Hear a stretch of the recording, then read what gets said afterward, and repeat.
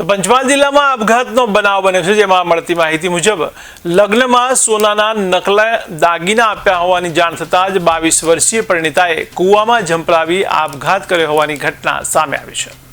તો શહેરા તાલુકાના સાડીસમડી ગામની યુવતીના લગ્ન પાલીખંડા ગામે સમાજના રીતિ રિવાજ મુજબ થયા હતા। ત્યારે લગ્નમાં સોનાનું લોકેટ અને ચેઇન આપવામાં આવી હતી, તે ચેક કરાવતા નકલી દાગીના હોવાનું સામે આવ્યું હતું। ત્યારે દાગીના નકલી હોવાનું માલુમ પડતા મનમાં લાગી આવતા પરિણીતાએ નજીકમાં આવેલ બરિયાલ ગામના ખેતરના કૂવામાં ઝંપલાવી આપઘાત કર્યો હતો। ત્યારે પરિવારજનોએ પોલીસને જાણ કરી કૂવામાંથી મૃતદેહને બહાર કાઢી પીએમ અર્થે મોકલવામાં આવ્યો છે। ત્યારે 2 દિવસ પહેલા જ મોજ શોખથી લગ્ન થયેલા પરિવારજનોમાં શોકનો માહોલ છવાઈ ગયો છે।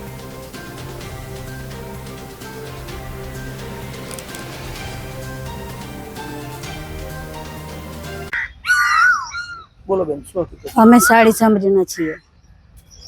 આ પારીખંડામાં લગ્ન કર્યું, રકમ 2 જૂઠી આવી, 2 જ વધાવી, ત્યાંથી અમને ખબર પડી, કોઈને ઘેર બતાવ્યું, હોની એમ કે છે કે જૂઠી છે એમ। 3 તોલાનો દોરો ને 2 તોલાનું લોકેટ, એટલાને લીધે આ બેન ભાગી નીકળી।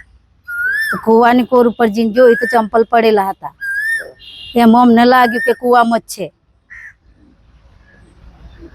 એટલે 2 દાડા થયા લગ્ન કરે।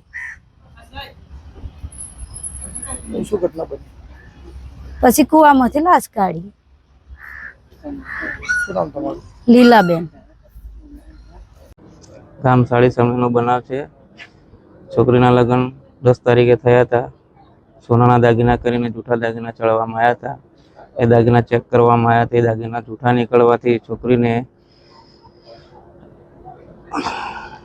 ખોટું લાગવાથી છોકરી કૂવામાં પડીને આપઘાત કર્યા હતા। કઈ જગ્યા પર કૂવામાં પડીને લગ્ન કઈ જગ્યાએ થયા? પાલીખંડા લગ્ન થયા અને વરિયાળ નજીક એક કૂવો આવેલો છે, એ કૂવાની અંદર ચંપલના આધારે શોધખોળ કરીને અમે તપાસ કરી હતી। શું કર્યું? અમે પોલીસને જાણ કરી, પોલીસને બોલાવી, ફાયર બ્રિગેડને બોલાવી અને પછી લાશને બહાર કાઢી અને અમે શહેરા પોલીસ સ્ટેશનમાં આવી અરજી નોંધ કરી હતી।